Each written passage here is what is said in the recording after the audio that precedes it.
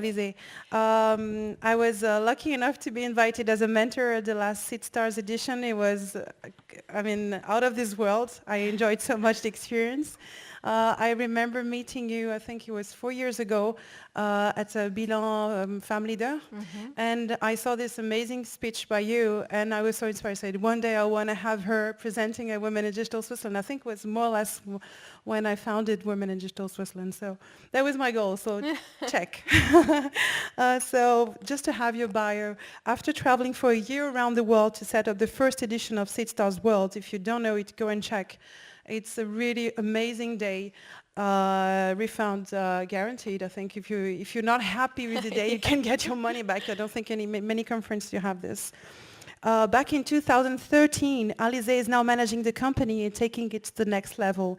The competition is now present in 60 plus cities, and by next year, Seedstars World will be launching 15 strategic hubs, the Seedspace, co-working, and Seedstars Academies. I didn't know about the academies, that's cool. Yeah. Around the world. She now has accumulated deep knowledge of trends in technology, social media, and consumer behavior in emerging markets.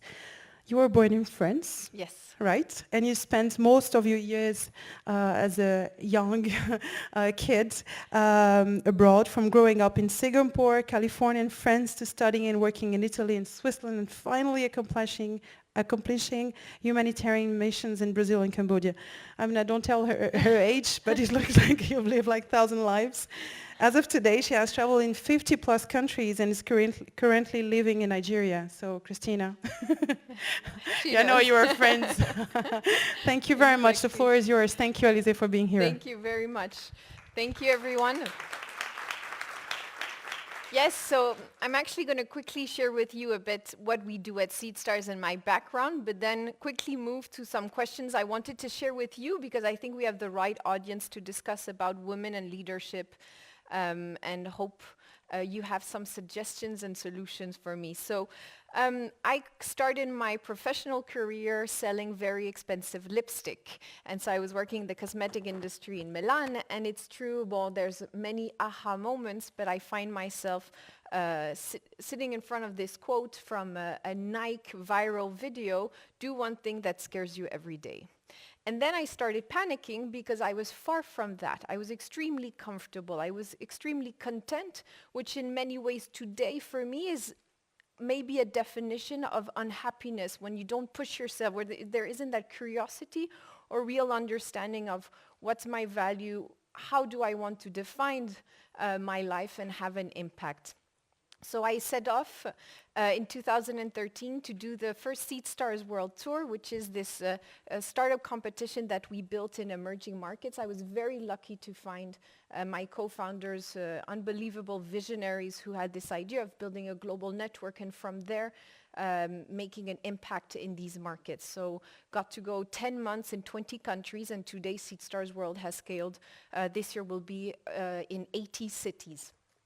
And indeed, I just came back from Nigeria. This was my reality for the past year, which it looks very chaotic. And indeed, there is these, what Christina had mentioned, all these stereotypes which are realities. Well, Ebola never occurred in Nigeria, but it hit hard on the economy. But indeed, there are these other atrocities that many know of in terms of Boko Haram and other complications. But that's just one side of such a big country, economy, population. We're talking about over 180 million people. So more or less 1 out of 5 African is from Nigeria. And my day-to-day is quite painful in Nigeria, from transportation, so the traffic, the generators cutting, because you're basically, the whole city is off the grid. Lagos, which is the economical capital, represents 20 million people. So you have the power cuts, you don't have water or sewage systems, so you have to have water tanks. And again, I'm talking about someone that's fortunate enough to have a generator and a water tank, etc. So imagine the reality for most people. But at the same time, it's immense opportunity for us at Seedstars. And this is what drives us, because everyone wants a great education. Everyone wants drinkable water. Everyone wants to buy. Everyone shops. Everyone. So it's not as if it's a very far away reality and different, and they accommodate to that. It's not true. So hence the potential being huge. huge to the point that 85% of the world population is in emerging markets. And 2015 was a tipping point where half of the global GDP now resides in emerging markets. We're talking about also that in less than 3 years, 85% of all smartphones, not simple feature phones, but smartphones will be located in emerging markets. And even though there is still a very huge gap between the developed and developing world, sometimes quite catastrophic, we're talking about 30, 40 times between these two realities. At the same time, that gap for us is the opportunity of closing the gap. And hopefully our mission is to change the fact that most of the map is still gray in most of the part of the world. So at Seedstars, our mission is to have an impact in emerging markets, and we believe in two things, technology and entrepreneurship. After the first world tour, we realized that there's a whole foundation that we need to build before making the best investments in emerging markets, because our philosophy is we were going to support and build great talents and great companies in these markets. So we had to kind of take a step back and build a whole foundation to systemize and scale this impact that we want in emerging markets. So with Seedstars World, the group is quite spread out. As I mentioned, now we're going to be this year in 80 cities.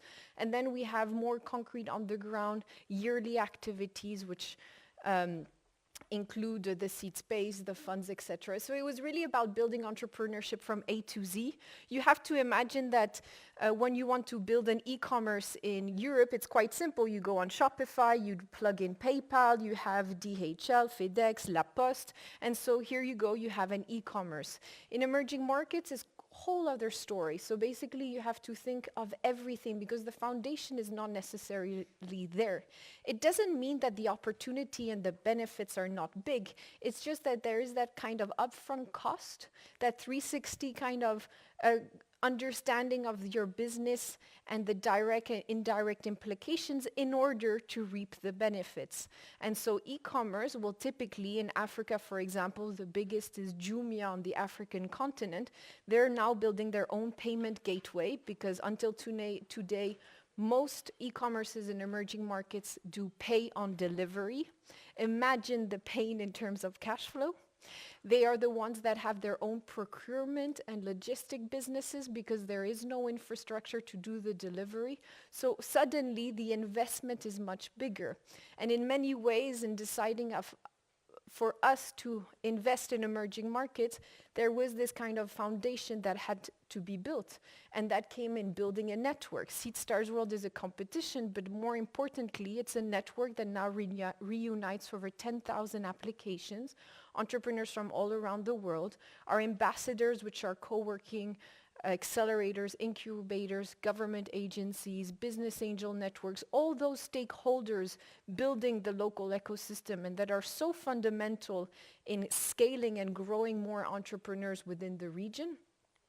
We had to build Seedspace because that network that we had online and a couple of weeks per year in the events, we had to keep it alive all year round. And so we have these 15 strategic hubs including Nigeria, Colombia, and Philippines, in which we want to open up spaces. We have 5 in Africa now, and we'll be continuing to expand. But more importantly, always in the network aspect, the community aspect, we have bigger partnerships with other co-working spaces. Seedstars Academy, because the reality was, if you want to make good investments, there's not enough good deal flow. There is, but for the potential of these markets, we're talking about nearly 200 million people in Nigeria, there's not enough. So before accelerating great companies, you have to accelerate great talent. And so Seedstars Academy was this objective of putting in place a 6-month training program so that we could educate, build the skill set for local entrepreneurs who are unbelievable talent. Like Christina mentioned, you have no idea the hustling attitude that they have, but maybe they didn't have the same access to the right network, to the right education system. It's not meritocratic to launch a tech business in many of these markets. So it actually is probably a business model that we see in Europe also that we feel is even more tailored, specific, and urgent for these markets. And of course, Seedstars Growth, where we continue to invest in the rising stars, so companies from all around the world. And at Seedstars World, the winner was Acudin from Philippines, which is an invoice factoring business. Nothing spectacular, nothing completely disruptive, but when you know that still 2 billion people are unbanked, and in Philippines, most SMEs can't wait 60 to 90 days to be paid by their suppliers, factoring invoicing becomes a really important and impactful business. This is also something that people tend to kind of confuse, and it's true at Seedstars we use the word impact because it's something that resonates in Europe, but try to build any business in Nigeria or the Philippines, you're pretty impactful from day one. Being an entrepreneur, and all you with your stories that many have built, created, that's very impactful. Sometimes I feel we need to really see really poor people or really complicated matters or really that. I wouldn't overemphasize that. Maybe in emerging markets it's easy for the storytelling because we're still tackling the bottom of the pyramid, but building something, providing real value on the ground, and having the right integrity and ethics, which shouldn't be separated from doing business, is what impact, at least to us, is all about. So when I was invited to speak at and I'm very happy to speak more about all these different companies and startups, but what I really wanted to share with you today and have your input is when I was invited to the conference, at that point I was transitioning someone, another great woman out of all these great women, to take on a managing role in the Seedstars group. And it made me reflect, okay, because we were talking about women in digital, and I was asking myself, how am I as a woman leader? And what are the things that I would advise her out of course, many advice that maybe along the line are bad advice, but what I think could be advice for her as taking on this more leadership role, and specifically as a woman. And what I told her was, and I want to know if you agree or disagree, is stay passionate. Because as long as you're passionate, you will never define yourself as a woman, and you will never make decisions on these cases. I have met again and again women that have unbelievable stories, that have had to go against religion, community, family, to bring up their business because there was passion. And being a woman was never a factor. Because in many ways, passion is a gender neutralizing force.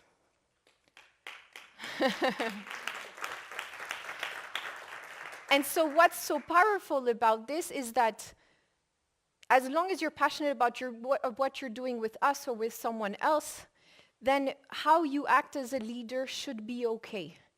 And however, be careful, because what may be something that feels similar to you, you might disregard other differences.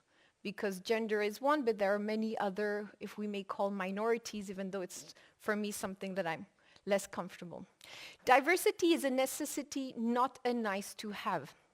We were fortunate in Seedstars. We started 4 years ago, and we were really ambitious. So we said, no, we're going to take all emerging markets. That's how we're going to roll. So of course, it would have not been possible thinking not to scale fast and taking the advantages of all nationalities, of women, men, all genders, etc.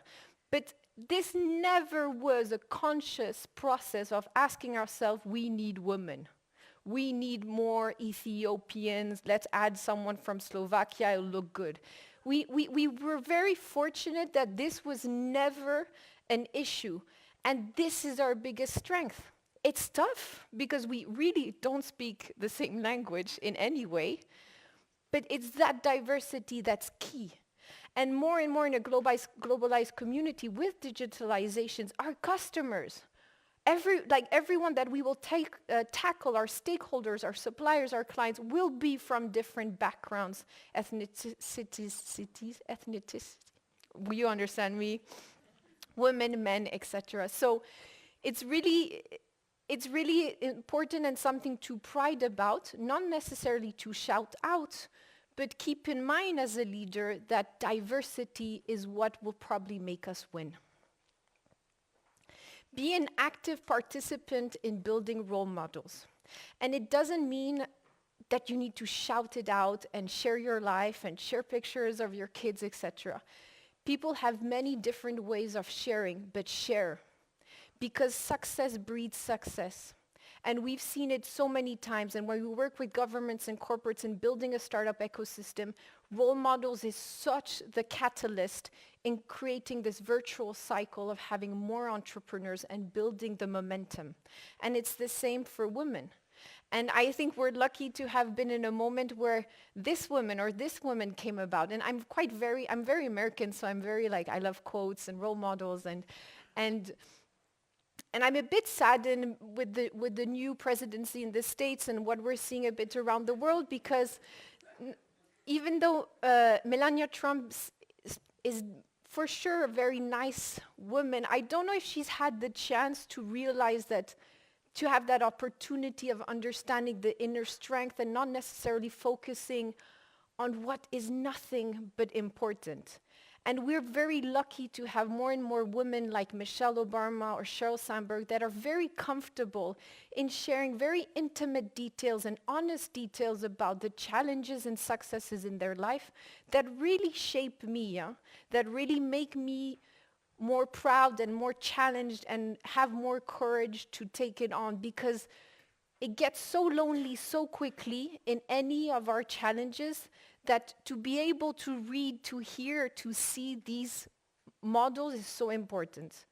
And so it's very important in my team that we ask everyone to share. And so Juliane, who's now leading LATAM, who she personally takes it very seriously about pushing women in entrepreneurship and technology, we try to really find a way, and I think as a leader it's very important that they have their moments to share, because they're going to be the role models of someone else. And as many times as it seems so evident in sports, where there's one famous footballer and the whole generation of kids from 7 to 15 want to be that footballer, it seems as though people kind of disassociate that in business, but it really is the same. And we tried also to put a Women Entrepreneur Prize, which I hope we don't need to have, but again, it's a moment, an opportunity to shed light on these great cases that hopefully can be the role model that triggers in the mind of girls and boys around the world. And so I also furiously did this cover, which unfortunately, to say what I want to say is I was most criticized by women. We tend to be really tough on each other, and we don't have that luxury right now. The imposter syndrome can be managed. And this is really good to know, because women have a tendency, I'm not saying all, me heavily, of believing that why the hell am I here on stage talking about things that I have no expertise in, I'm not strong enough. We have this constant ideal that if we're not at 200% of the job, we shouldn't be here. And so it goes down to the very basics and fundamentals that men tend to see it like this and women tend to see it like this. And it's really pushing us back. And that's why it's so important to tell one another as women, it's manageable. It probably will be with you all your life. I haven't found a way to take it away. Maybe you have, and I'm really happy to hear it. But I've accepted the fact that's how I am. It's part of my personality. It's part of what I've been formatted, many different aspects. But I have surrounded myself with unbelievable men and women that will never let me be limited by that, because it's a limitation. So my exercise was just say yes to everything and then you cry, then you figure it out. Or you say yes and then you talk to this person, because I knew in 15 minutes it would be okay. They would remind me, you're not supposed to know everything. You're not supposed to do. Faking it a bit is okay. And so that was really important. And now in the team with the girls that we have, and I know some really have that, we have to, as leaders, take extra time to make sure we're not limiting ourselves in their full capacity. And I'm the first, this is where it scares me, because I'm the first to have made the wrong decisions, because in an urgent situation of business, I need to promote someone to get the job done. I have a guy and a girl. The guy tells me, no problem, easy, it's on. She tells me, are you sure? Like, I don't have all the competencies, maybe this is overwhelming, da da da. And so you tend to, as a boss, I go for the quick fix because I need to get this done. I don't have time, I have other elements to consider, but she might have been more competent to do the job. So now I'm trying, I'm not saying it's religious, I'm doing it all the time, but I'm really trying to make sure we need to take that additional time and resource to help this person grow emotionally and build their confidence. Because we might really be losing great potential.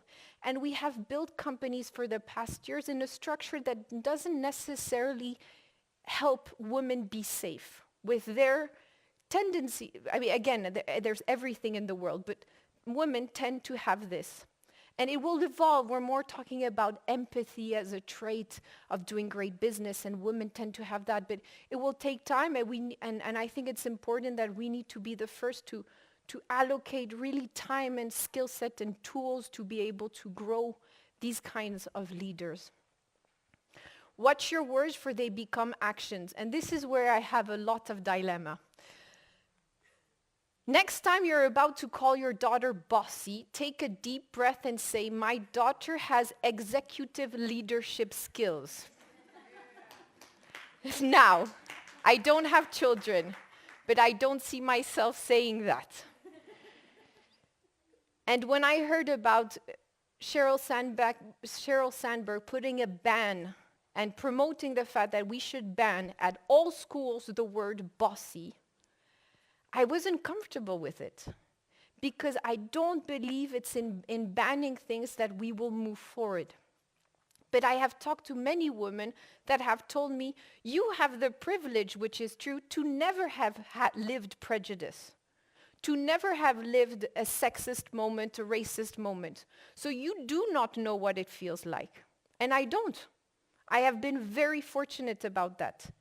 And so for those that have lived it, it is a real battle, and these become real solutions, a starting point, because it's very difficult to scale a solution at a nationwide level. So, and I don't know. To be honest, I don't know. And it's true, it's scientific, it's clear that success and likability does not work hand in hand when we consider women in leadership positions. And that's not good. And so I don't know, and I'm the first one to say this to women and men. It's not good. But that's how I was kind of formatted. This was the phrase we constantly said. And so now I have to consciously say, don't say that, say, no, you've got to be stronger, you know, and I'm thinking just before. And I think maybe that's the way to go, because your words mean actions, and it can become very powerful, and there's someone that's more sensitive in the room, and the joke didn't work on 100%, and that's where we can be painful and hurtful. I've said this also to men and women. It's not good. I think we need to work on this, but I'm working on this. And then a guy said this recently to another guy, and that pissed me off, because I was like, no, we can't say this. And it's like a half an hour argument, and then at the end we realize, you know what, I love women, I love men, so everything's good. And I don't want to be strict and obsessed and kind of, but it's not good, because as long as there are not as many positive attributes to leadership that are related to women's tendencies as there are for men, then I don't think it can be said yet. Maybe one day. Maybe we'll always say, you got to have more empathy like a woman. Maybe we'll start being prejudiced to men in general, because the structures will change. But this is, again, dangerous, because, and it's true, I tend to get crankier at this period of the month. But we might make big mistakes when these phrases are said. And all the guys around me saying this, and sometimes girls, are definitely not sexist. It's just an unconscious bias that we've been grown up with, and we've got to be also understanding of the other side. And it's never too loud. I've proclaimed myself feminist for the past 2 years. It's recent. Because before, again, I grew up in Europe, very lucky. The previous generation worked really hard to get all my rights more or less covered. And so you tend to forget how hard it is and how fragile it is, the state at which you are. And I used to find feminists too aggressive. This is not my way of talking. This is my thing. Calm down, da-da-da. But no, it's never enough. And I think we don't have that luxury. And Chelsea, which is one of the presenters, says it so well. Even if you are not supportive of a woman, you fucking fake it. Maybe that's true. Maybe we're not at a time where we can start talking bad about one another. And this is kind of like humans in general. But a lot of initiatives I see, it's not that I don't agree, but I don't like the tone, I don't like the way of doing, I don't like the way of dressing, but the cause is there, it's real, they've lived it. It's not fake. Maybe it's far to you, but it's not real. Again, I would love to have your input, but I don't believe we'll solve it with bans and quotas and research and going on the ground and seeing all these positive discrimination, quotas, etc. I haven't seen the results, but maybe I'm wrong. Maybe some people have piloted much better quotas or have been able to reduce the perverse effects of quotas. And I have been asked many times in Seedstars World to put a quota on the number of winners that have to be women. I had 12 finalists at the Seedstars Summit stage and 12 were men. No, sorry, 11. It's not good, but I don't believe in putting people not prepared in the job. I believe in we should work before. So to this new leader, she has to make those initiatives and those decisions to maybe let's build an accelerator just to give more training to women so they're more on that stage. But a simple quota of putting unprepared and not performant like the other startups on the main stage, I don't know if that's the right message to send. And listen, because what I was mentioning before, the unconscious gender bias, it's really present, especially in Europe. It's not the case everywhere, but most men and women, they're not sexist. It's not dramatic. It's just look at how we've been brought up. Look at the education system. Look at the institutions. Look at the regulation. It's not completely absurd to think that people react or imagine things this way. So it's really about discussing, and that's why I really admire the he for she campaign, because it was really the first time that we put he for she. And I believe that it's a constant dialogue to have, and there should always be as many men as women in the room, and it's really great to see this room, because it's still a half of the population, so we shouldn't shut off one for the other. And finally, be willing to fail, because many initiatives we're going to try, many initiatives I'm going to try are probably going to fail, and we will have to take the responsibility and accountability of the consequences. But I think that's the only way to move forward. And this beautiful quote from J.K. Rowling, which has also reminded me to really live and fail, because being so cautious is probably the biggest failure of all. So, men, women up. Yeah. No, but in general, let's just get up and do something about it. Thank you very much.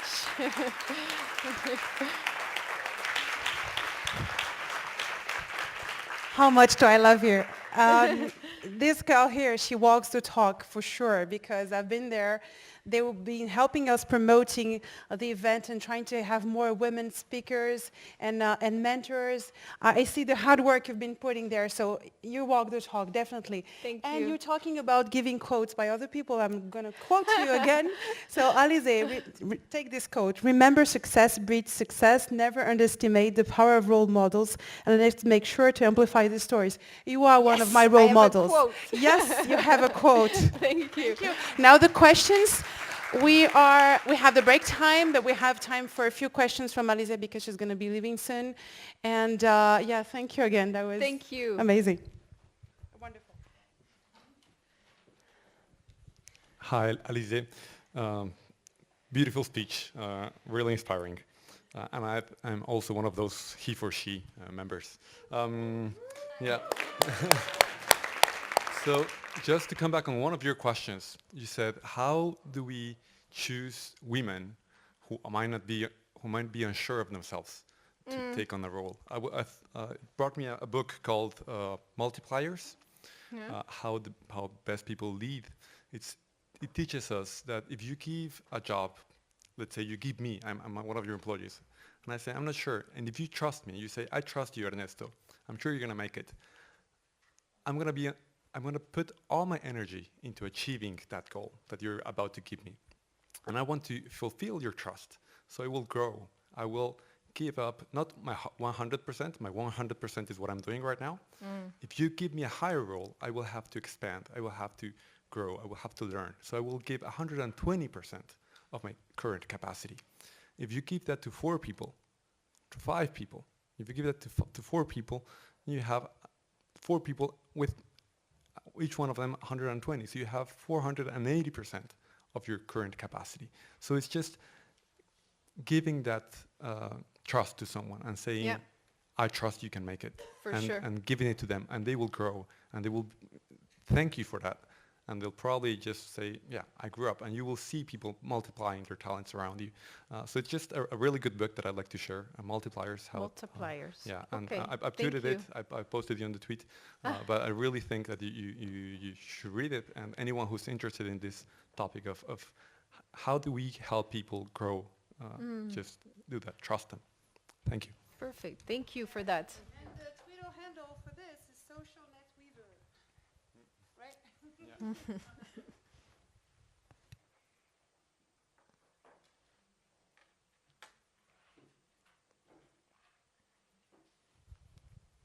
I had a comment as well. So I have 2 teenage daughters, 14 and 17, and I think your question earlier, again, kind of echoing Ernesto, so about how can we help women to, like you're saying in a competition, how you want the best up there, or the people that are presenting themselves well, because that's also a better example for women.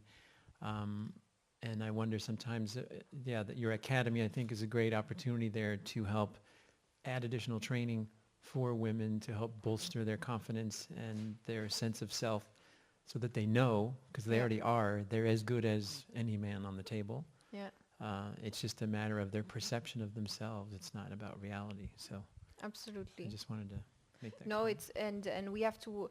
What we've done so far is in the recruitment in certain countries, like in Nigeria, we have a tough time having women. So we're doing like these specific batches and kind of customizing it to see why aren't we understanding them, or why aren't they applying.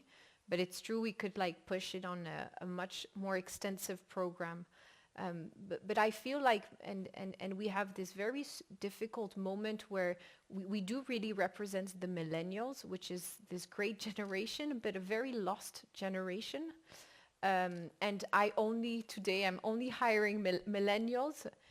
And it's really tough to manage, because this kind of discrepancy between expectations and what the life they envision on social media, the reality, and the formatting, which is, I mean, because we're launching education companies in Nigeria, we've been researching a lot, and it has pushed us into a lot of research in parenting.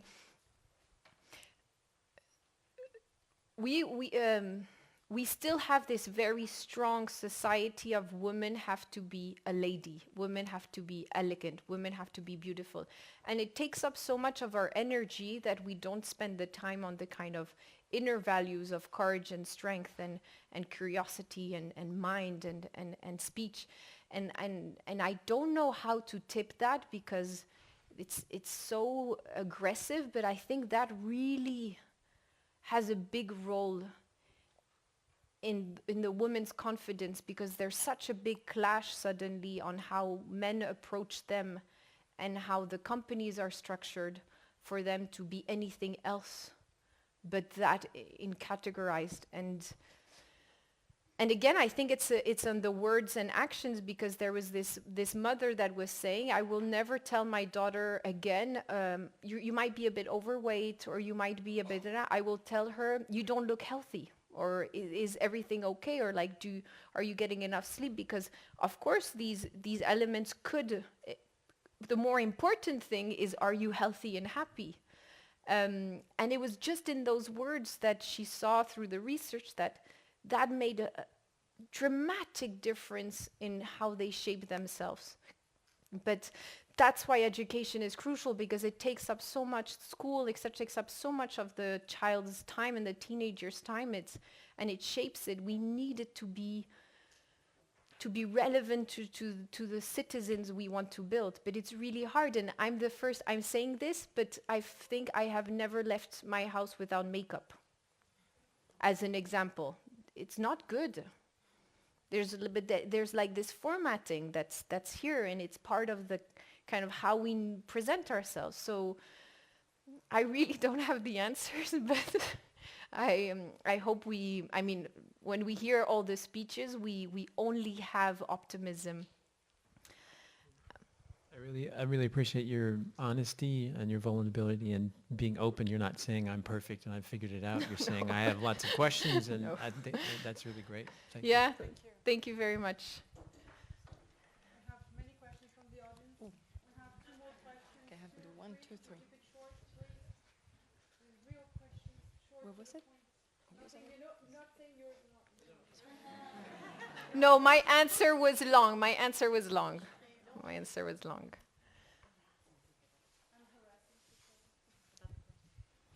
Thank you very much for your presentation. You were saying just before that not the same criteria apply to whether you have a man or a woman in front of you. So when you have two candidates, man and woman, what do you do on a daily basis in order to go beyond those prejudice, let's say, and the fact that you don't value women and men the same way?